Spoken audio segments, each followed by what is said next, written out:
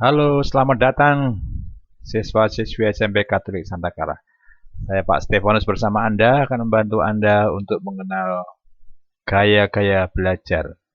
Karena dengan mengenal gaya-gaya belajar, maka menjadikan belajar itu sesuatu yang menyenangkan. Jika Anda senang belajar, maka pelajaran akan mudah Anda serap.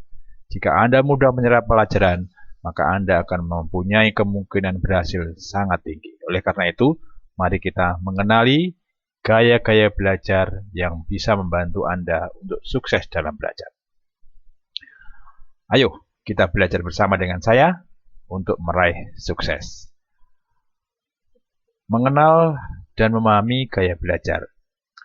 Menurut pengertian, gaya belajar adalah kemampuan kombinasi yang dimiliki oleh seorang peserta didik untuk menerima, menyerap, mengatur, dan mengolah materi pelajaran yang diterimanya selama proses pembelajaran.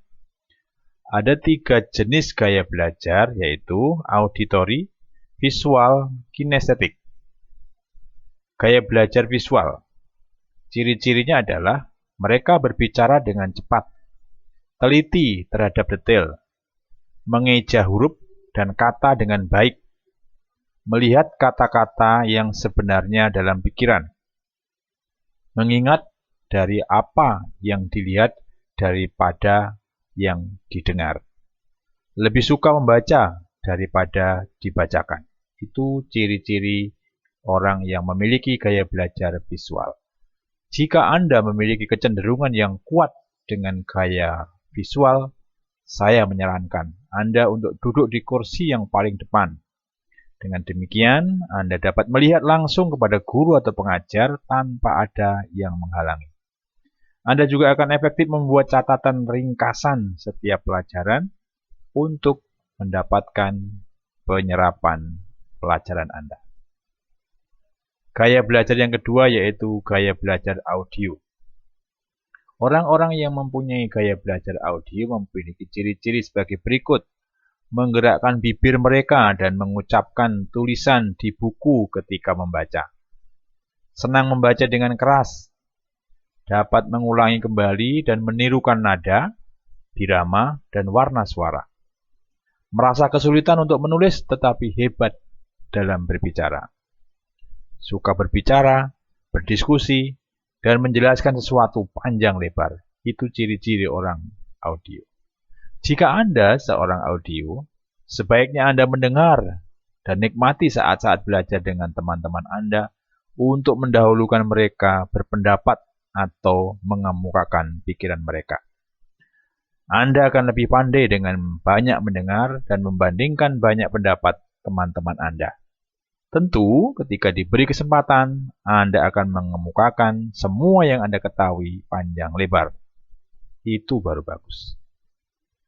Yang ketiga adalah gaya belajar kinestetik. Orang kinestetik memiliki suatu kecenderungan memproses informasi melalui tangan dan kaki atau indera peraba. Mereka belajar dengan cara bergerak, bekerja, dan menyentuh. Mungkin mereka suka acting. Kurang tahu ada hubungannya atau tidak dengan gaya belajar itu. Yang jelas, mereka yang mempunyai gaya belajar kinestetik memiliki ciri-ciri berbicara dengan perlahan, menyentuh orang untuk mendapatkan perhatian mereka, berdiri dekat ketika berbicara dengan orang, selalu berorientasi pada fisik dan banyak bergerak, menghafal dengan cara berjalan dan melihat, menggunakan jari sebagai penunjuk ketika membaca, banyak menggunakan isyarat tubuh, dan tidak dapat duduk diam untuk waktu yang lama.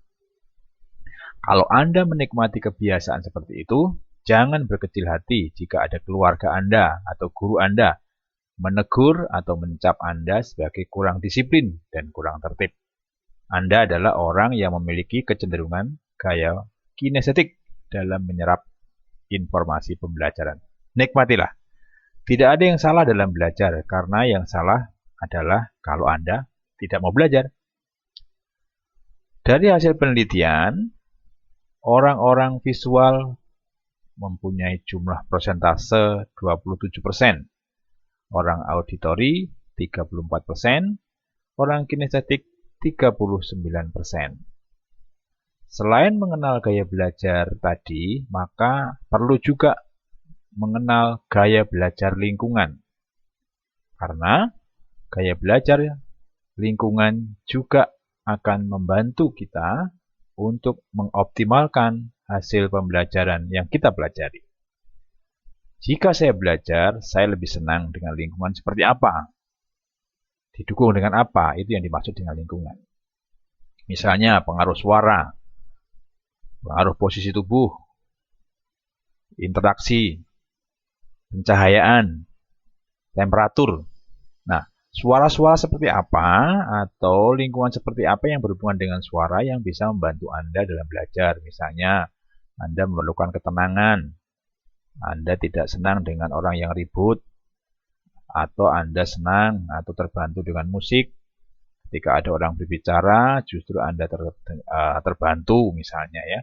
Atau Anda didukung dengan lingkungan dalam kaitannya posisi tubuh. Misalnya Anda lebih nyaman duduk di kursi, atau duduk di lantai, ya, atau berbaring di ranjang, di lantai atau di sofa, berdiri menghadap papan tulis atau meja ya. Tentu saja itu dilihat dengan situasi dan kondisi. Tidak semua bisa diterapkan ya. Kemudian interaksi, apakah Anda seorang diri di dalam kamar yang terkunci atau justru membutuhkan orang lain ya. Anda akan terbantu bersama dengan orang lain yang tenang, yang tidak ribut, atau sebaliknya, ya tergantung dari gaya belajar tadi. Bersama dengan orang lain yang berbicara atau mengerjakan hal lain, itu juga mempengaruhi belajar ya. Bersama dengan hewan kesayangan, misalnya sambil membawa anjingnya, kucingnya, terwelu, atau yang lain saya tidak tahu ya kesenangannya ya. Tentu saja yang bisa membantu belajar. Tidak semua hewan tentu saja ya, ada yang justru mengganggu dan lain sebagainya. Oke.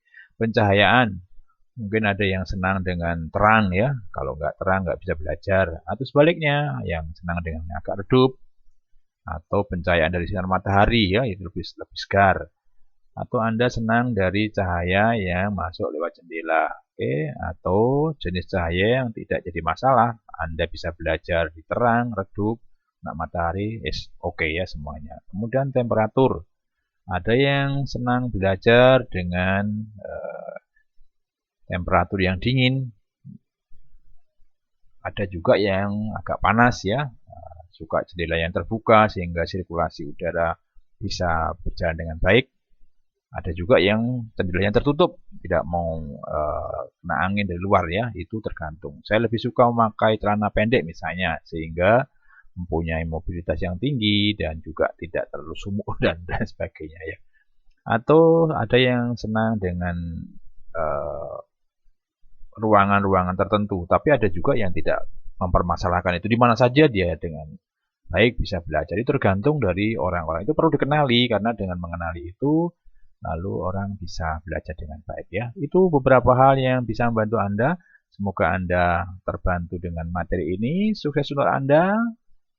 Tuhan memberkati.